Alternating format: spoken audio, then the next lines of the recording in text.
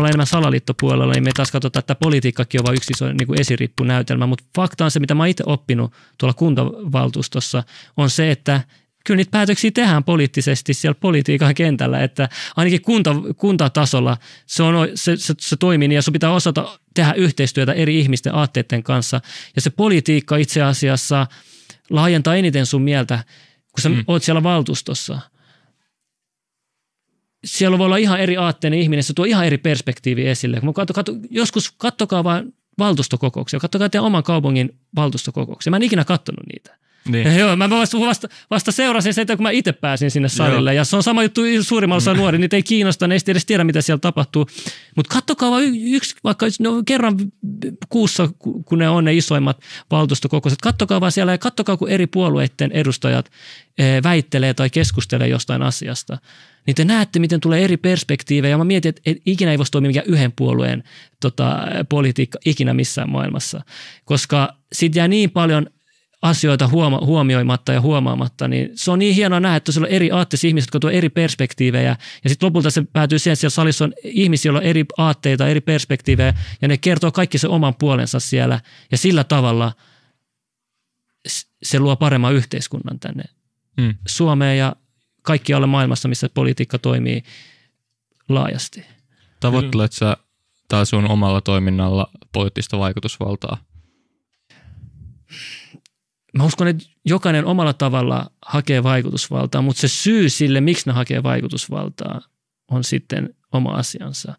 Ja moni voisi valehdella itselle omaa vaikutusvaltaa, vaan että mä autan ihmisiä, mutta sitten kun katsoo, miten vääristynyt ajatustapa niillä on, ja loppujen lopuksi kyse ei ole ihan siitä, vaan ihan jostain muusta. Ja monella tavalla pitää olla varovainen. Kaikki, mihin liittyy vaikutusvalta ja valta, pitää olla varovainen, koska valta muuttaa ihmisiä, jos sulla on hyviä moraalikäsityksiä itsestäsi, ja et ole itse tietoinen itsestäsi. Se korruptio, ja se voidaan nähdä ihan niin kuin maailman tasolla nyttenkin, ja miten isosti se voi vaikuttaa päättäjiin ja ihmisiin. Ja toi on semmoinen asia, mikä pitäisi enemmän tuoda keskusteluaiheeksi, miten valta muuttaa ihmisiä, ja miten toimia, ettei valta muuta sua, oli se raha tai vaikutusvalta. Ja se, miksi itse hakee sitä vaikutusvaltaa, on se, että haluaa kansan parasta, niin ihan jokainen poliitikko sanoo, mutta se ei välttämättä mene niin, mutta jos sulla on voimakas aate ja usko siihen, että sä haluat oikeasti parantaa, auttaa maailmaa omalla tavalla, tuoda sun näkemykset esiin, mitkä vaikka pidetään, ei tuoda esille, niin ja sitten sulla on kansan tuki siihen, oli se sitten kuinka iso ryhmä tahansa ja mistä alalta tahansa, niin se on tärkeää, että saat sitä vaikutusvaltaa, että sä voit muuttaa. Ilman vaikutusvaltaa sä et voi muuttaa mitään täällä. Mitä sä voit muuttaa täällä? Jos sä olet maailman paremmaksi paikassa, mitä sä teet ilman rahaa ja vaikutusvaltaa? Sä et pysty muuttaa yhtään mitään täällä. Et yleensä se on kyse siitä, kuinka paljon sä haluat muuttaa jotain, niin mä uskon, että sen verran sä pystyt hankkimaan itsellesi vaikutusvaltaa ja muuttamaan asioita. Mitä sä haluat muuttaa? No pääasiallisesti mä haluan muuttaa itseni, koska silloin kun sä muutat itsesi paremmaksi, sä muutat automaattisesti koko maailman paremmaksi. Ihmiset haluaa tehdä päinvastoin, haluaa muuttaa maailman paremmaksi, mutta sitten ne ei tee sitä omaa sisäistä duunia. Ja kun on tehnyt sitä molempia, niin on huomannut oikeasti se tärkeämpi juttu on muuttaa itteensä, koska niin jos et sä muuta itseäsi paremmaksi, niin sä luulet, että sä muutat muita paremmaksi, mutta se ei loppujen lopuksi välttämättä ole niin. Et tärkein asia on, että sä muutat itsesi paremmaksi, niin sitten automaattisesti sä muutat muitakin paremmaksi. Miten sitten miten itsensä paremmaksi muuttamisen ja sen kautta muiden auttaminen, miten siihen liittyy poliittinen vaikutusvalta?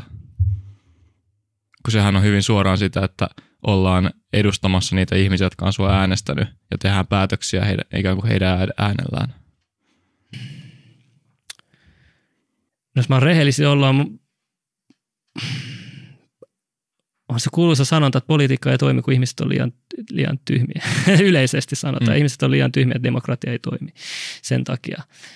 Ja mä oon osittain kyllä samaa mieltä, että oikeasti siis täällä Suomessa eläkeläisten äänistä taistellaan aika paljon, koska se on suurin osa äänestäjäkunnasta. Nuoret ei edes äänestä ja ne, jotka äänestä, on eläkeläisiä ja niitä mielistellään yli kaiken, että saadaan niiden ääniä. Ja en halua loukata enkä dissata ketään, mutta ne ei ole aina perillä ihan kaikista asioista. Niillä ei kaikki informaatio saatavilla, mitä mitä ne tarvisi. Ne näkee tosi yksipuolista tietoa ja tosi rajallista tietoa ja hallittua tietoa. Ja sen perusteella ne päättää ihmisiä, jotka päättää meidän kaikkien asioista. Totta mä näen vähän ongelmallisena asiana. Kuntatasolla se on vähän helpompi nähdä, että niinku miten eri päättäjät, miten eri muutokset on vaikuttanut omaan elämään suorasti ja sillä tavalla äänestää. Niin mä oon huomannut kuntatasolla, mä suosittelen edelleen vaikuttamaan äänestämällä kuntatasolla. Vaikka sielläkin virkamiehet päättää paljon asioista ja harvoin oikeasti valtuutetut saa siellä kaupungin johtoryhmässä pystyä vaikuttamaan asioihin, varsinkaan jostain pienpuolueesta, ja kun on vielä puoluekuria ja ryhmäkurit ja kaikenlaista muuta, niin sieltä on oikeasti vaikea saada mitään asioita läpi. Se on vähän omanlainen näytelmä, että esitetään, että pystyt saamaan paljon asioita läpi äänestämällä. Mutta kuntatasolla se pystyy kuitenkin eniten, ja mitä ylemmäksi mennään, sitä vähiten. Kun mennään vaikka kansanedustaja valintavaaleihin tai sitten EU, niin sitten vielä vähemmän siellä. Että siellä, nyt siellä on saksalainen koomikko EU päässyt tuonne MEPiksi, niin sehän on paljastanut, että se tarvitsee vaan painaa, se saa 10 000 liksaa, se painaa vaan aamulla nappi, että se on paikalla. Ja sitten sen ei tarvitse enää tehdä mitään. Niin. Että siellä jengit, se sanoo, että siellä muut poliitikot, ne ammattipoliitikot niin, että painaa sitä aamulla sitä nappia, että ne on paikalla. Sitten ne menee viereiseen halliin, missä lobataan. Se on lobbauskeskus, siellä on isot yritykset, ne menee sinne juttelemaan niiden kanssa. Ja ne ei sitten niin jää katsoa mitään kokouksia tai muuta. Että tuolla tavalla se niin kuin toimii sit siellä niin kuin isommalla kentällä. Ja täällä on hyvin varovainen mitä sanoa, mutta ei ihmiset, ei nuoretkaan, jos nuoret äänestää, niilläkin on rajallinen tietomäärä, ne ei ole vielä elänyt, ne ei ole tehnyt yritystä, ne ei tiedä miten homma. Sitten taas eläkeläisillä, ne ei ole kaiken tiedon varassa, ne ei tiedä kaikki uusimpia juttuja, varsinkin nyt kun kehitys toimii nyt tällä nopeudella, mitä on eläkeläiset ihan hukassa. Ei tiedä mikä tekoäly, miten bitcoin toimii, miten mikään toimii, ja me ollaan uudistuneessa maailmassa. Niin se, että tämmöiset nuoret ja vanhat päättämässä niin kuin, ihmisiä, jotka on päättämässä koko tästä yhteiskunnasta, niin se voi olla jopa vaarallistakin. Ja musta tuntuu, että tämmöiset niin elitistit, ne tietää tämän asian, ja siksi ne ajattelee, että koska me ollaan älykkäitä, me ollaan viisaita, niin me päätetään näiden puolesta oikeasti, että annetaan niille kuvitelma, että ne oikeasti päättää asioista. Tai sitten annetaan, että ne voi vähäisen päättää, mutta loppujen lopuksi ne isot päätökset, me tehdään ne sitten tuolla esiriippujen alla ja lobbaamalla ja omalla tavalla sitten. Että tämä on se, mitä mun johtopäätös on oman kokemuksen perusteella ollut. Mutta ajatteletko sitten samalla tavalla, kun säkin sanoit, että sä oot osittain sitä mieltä, että ihmiset on liian tyhmiä, että demokratia voisi toimia. Niin kuin jos sä ajattelet, että ihmiset on liian tyhmiä, että demokratia voisi toimia edes osittain, mutta sä oot silti ehdolla vaaleissa, niin ajattelet sä samalla tavalla, että sä oot siellä fiksumpana tekemässä päätöksiä vai onko se jonkinnäköisenä protestina ehdolla? Enemmän protestina ehdolla. Siis mä sanon sulle, en mä tiedä yhtään, miten poliitikkohomma toimii, kun mä menin tuonne valtuustoehdokkaaksi. Joo. Ja se siinä just on, että kun on itse kokenut se, mennyt sinne ja katsonut, miten se homma toimii, niin on tullut paljon yllätyksiä ja paljon oppinutkin asioita siitä, että miten tämä koko politiikka toimii. Ja sitten se ihmiset, nuoret tulee, ne ei tiedä politiikasta mitään. En mä tiedä, mitä koulussa nykyään opetetaan, mutta ne ei tiedä, mikä on kaupunginvaltuusto, ne ei tiedä, mikä on kaupunginvaltuutettu. Ja niin kuin yli 20-vuotiaat tulee, että ne ei tiedä. Siinä ei tiedä, miten nyt mä tein joku läppä, kun nyt on presidenttivaalit. Yeah. Niin joku oli laittanut sen numero 33 ja Slim Mill. Ja sitten mä laitoin tätä Slim Mill presidentiksi. Jengi sanoi, mitä voiko sun äänestää? Oot sä paljon sulla ääni? Mä sanoin, bro, ei te siellä, että pitää laittaa ehdokkaan. No miten pääsee ehdokkaaksi? Mä sanoin, täällä on joku kansanedustaja puolueessa, joka ne valitsee sitä kautta, että pitää kerää 20 000 kannattaa. Miten voi kerää kannattaa? Ne ei tiedä yhtään mitään. Niin tämä on vähän huolestuva. Täällä niin periaatteessa on oikeasti yli puolet varmaan ihmisiä, jotka ei oikeasti tiedä puoliakaan siitä, miten politiikka toimii, ja ne on äänestämässä. Niin tämä on vähän se, että mä en tiedä, mikä tähän toimii. Voisiko se olla, että pitäisi olla jonkinlainen vaatimus, että pitää olla tietty tuloraja, että sä voit äänestää, mutta sitten mennään tosi niin kuin syrjintään ja yksinoikeus, vai pitääkö olla diktaattorimainen homma. Mä en tiedä, mikä toimii. Mä uskon, että tämä on se systeemi, mikä ollaan koettu, että tämä on se toimivin systeemi, niin mennään tällä nyt eteenpäin. Mutta mun mielestä tämä on semmoinen asia, että tässä pitäisi oikeasti keskustella enemmän ja avoimin tästä asiasta. Eikä mullakaan ole ratkaisua tähän asiaan. Mä en ole mikään superfiksu, älykäs huippupoliitikko, että mä voisin niin kuin kertoa mun oman mielen. Mä kerron vaan rehellisesti, mikä homma on. Ja mä oon huomannut vaan, että se korruptio jyllää niin paljon tuolla politiikan kentällä ja jopa niin kuin kaupungin tasolla, kaupungin politiikan tasolla niin paljon, että mä oon ottanut vaan mun ideologiksi vaan paljastaa kaikki korruptio, kaikki vääryys. Se on se mun koko juttu, vaan paljastaa. Mä tuon vaan, koska mitä mä tuun sanoa, joo, mä sain muutettu, 4 vuotta mä taistelin, mä sain yhden jutun muutettu, mikä sitten seuraavalla kaudella voidaan ottaa pois ja joku paskoo sen päälle. Mä mieluummin mä sanon, että hei, tämä tyyppi on tuo virkahenkilö tuolla, joka on ollut, pitäisi olla jo eläkkeellä 20 vuotta sitten, on vieläkin tuolla noin. Ja kirjoita sen nimen Googleen, sieltä tulee vaan korruptio-uutisia siihen liittyen, ja sitten katsot, että toi tyyppi pitäisi oikein saada pois, että mitään asioita saadaan edistetty yhtään enempää, mutta ei kukaan sano tollaista, koska se ongelma on siinä, että ne, jotka on politiikassa, niin se on niiden koko elämä, ei niillä ole varaa, ne pakko mielistellä, pitää olla, mitä parempi perseen nuolia saat, anteeksi, niin sitä paremmin sä menestyt tuolla politiikassa. Se on pakko olla ammatti perseen nuolia, jos sä haluat olla hyvä poliitikko ja suosittu poliitikko. Se on fakta. Jos joku on, mun mielestä mä oon väärässä, niin todista se mulle. Se on vaati, sun pitää nuolla sitä puolueen johdon persettä, jos pitää nuolla, siellä mennään koko ylemmäksi kaikkien persettä, että saa niinku mitään vaikutusvaltaa aikaiseksi. Sitten sä et halua menettää sitä paikkaa mitenkään, koska se on sun koko sun elanto, sun koko identiteetti on siinä. Kaikki on siinä, se on kunnia, sä oot tää poliitikko, sä teet ihan valmis, mitä teivät sä voit säilyttää sun aseman, koska mitä sä teet sen jälkeen, kun sä putoat sieltä, sä oot tottunut siihen palkkatasoon, sä oot tottunut siihen hommaan, siihen vaikutusvaltaan, et sä enää tiedä, mitä se tehdä sen jälkeen. Ja nytkin se sopeutumisrahakin on vähän alkanut olla vähän vaisumpi ja vähemmän ja muuta, niin se voi vielä vaikuttaa enemmän vielä siihen hommaan. En siis tue sitä ollenkaan muutenkaan. Mutta kuitenkin nämä kaikki vaikuttaa siihen, että onko ne poliitikot rehellisiä vai ei. Ja kuinka paljon on kontrolloitavissa, hallittavissa. Mulla ei mitään menetettävää. Mä pääsin sinne, mulla on muita juttuja, mutta sen takia pystyn vapaasti niin kertoa näitä niin korruptio ja kertoo, ja ihmiset pelkää paljon oman maineensa menettämistä ja se voi tehdä kunnianloukkaus. Se on pelote se kunnianloukkaus juttu, että kukaan ei paljasta kenestäkään mitään korruptiojuttua. Mä sanon, moi paskat siitä, antaa tulla ensimmäinen, joka tulee, antaa tulla. Ja mä niin monta, 3 vuoden ajan, koko ajan kaikki paljastanut, kaikki korruptio, ihan kaikissa eri tasoissa. Ja ei ole tullut mitään. Et pitää olla rohkea ja pitää osata myös taistella vastaan ja näyttää, että ette ole mitään kuninkaita tuolla koskemattomia. Kyllä jengi tietää. Ja mua ehkä sekin ärsyttää, että okei, perussuomalaiset, että siellä on tosi hyviä kansanedustajia. Jos jossain mulla on toivo, niin se on perussuomalaisissa. Mä katsoin sitä Jussi Halla-ahon haastattelua vähän, mutta katsoin se vielä kokonaan. Joo, mutta se on varmaan mielenkiintoista haastatella eri alan tyyppejä ja presidenttiehdokkaita. Mutta siellä ainoa puolue valtuustossa, jotka edes tuo sen korruption esille, on perussuomalaiset.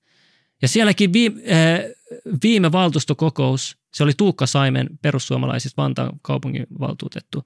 Se käytti sana korruptio, että täällä Vantaassa kysyy korruptioon, niin se puhemies huomautti, että täällä ei käytetä korruptiosanaa. Oikeasti. Niin mitä hittoa? Mutta sekin, että siellä perussuomalaisissakin, silloin kun pääsin perussuomalaisten listolta valittiin valtuustoksi, niin siellä on toi Vantaan oma perussuomalaisten yhdistys.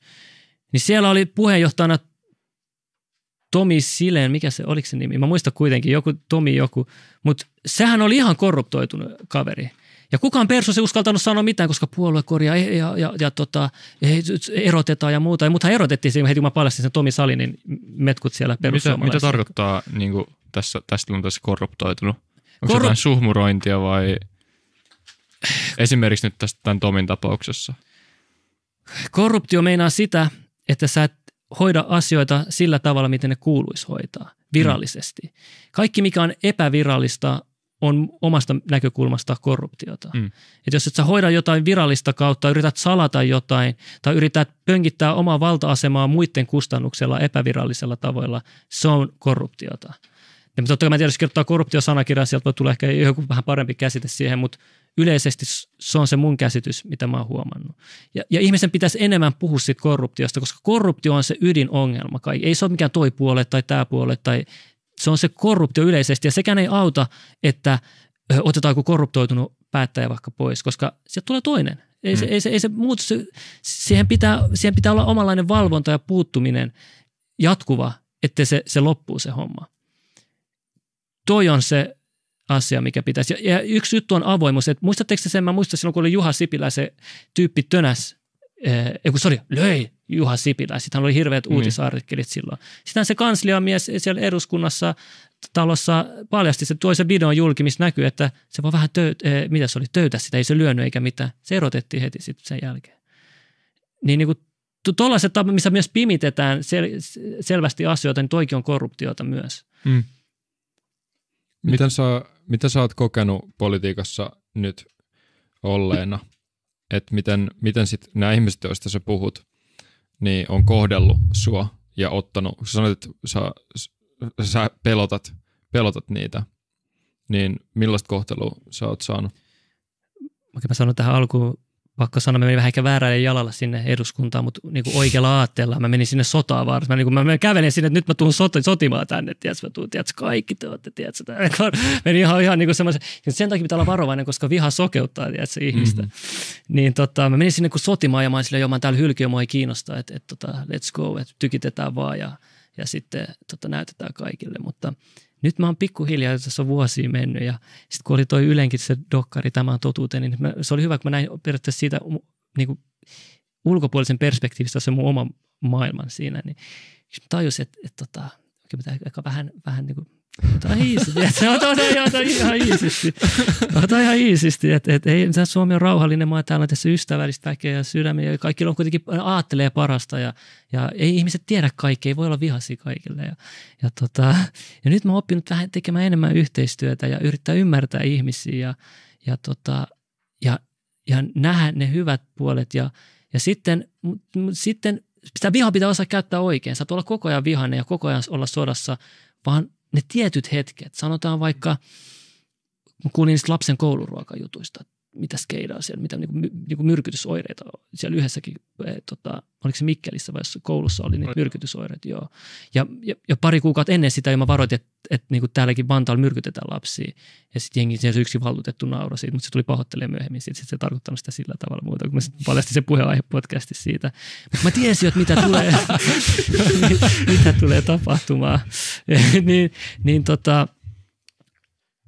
Tuollaisissa tilanteissa mä niinku suutuin, mä pidin vihaisen puheen, mutta se oli hyvällä asialla ja niinku oikeasti mä niinku melkein hakkasin tätä pöytää.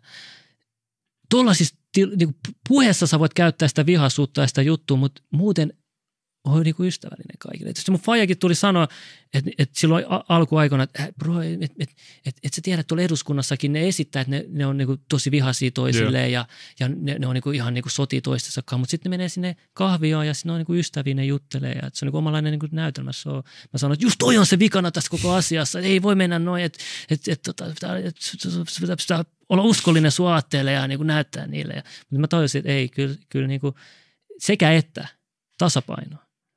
Ei liikaa mielistellä olla ihan parhaimpia kavereita, mutta silleen niin kuin kuitenkin, että voidaan olla ihan niin kuin ihminen ihmisen kanssa. Ja sitten siellä salissa sä tuot sun omat näkemykset rohkeasti esille ja vääryydet esille. Onko politiikka teatteria? Onhan siis suurimmassa osaksi, ehkä 50-50. Sanotaan näin, että mäkin pidän sellaisia teatteriaalisia puheita, mutta se omalla tavalla kuuluu siihen. Että jos sä katsot, että karismaattisimmat ja suosituimmat poliitikot, ne on semmoisia, jotka tuo vähän sitä omaa näytelmää, retoriikkaa mukaan. Ja tietenkin Saksassa oli ehkä tunnetuin niistä, ja se oli vähän ehkä liikaa sitä. Mutta siis mä meinaan vaan sitä, että se on siis se selvästi toimii. Se on niinku voimakasta se, että tuodaan se omalla tavalla se niinku näytelmä esille. Ja näytelmä se on politiikka, se on teatteria, mutta se on teatteria, missä on vaikutusvalta oikeasti. Että siinä niinku se ei ole sitä, että sä esität jotain ja sitten mitään ei tapahdu, vaan sä esität ja asioita tapahtuu. Mä oon ottanut vaan mun ideologiksi vaan paljastaa kaikki korruptio, kaikki vääryys. Se on se mun koko juttu, vaan paljastaa. Tervetuloa.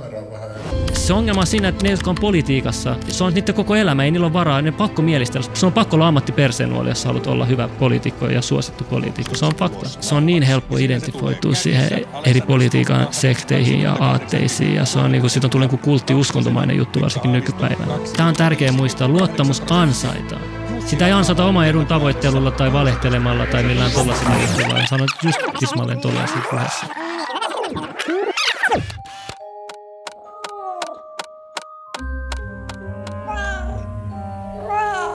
sanotaan, mun pitäisi lyödä veto omaisuudesta, ehkä ei hengestä, niin mä löysin Litteemaan puolesta. Miksi? Hän ota elämää vakavasti, enkä ota itteenikään vakavasti. Ja toi on niinku salaliittoskenestä otaisi pidetä silleen salaliitto. Mä oon tuon noobi salaliitto. Trumpin vaimo on se prinsessa Diana oikeesti ja on vaikka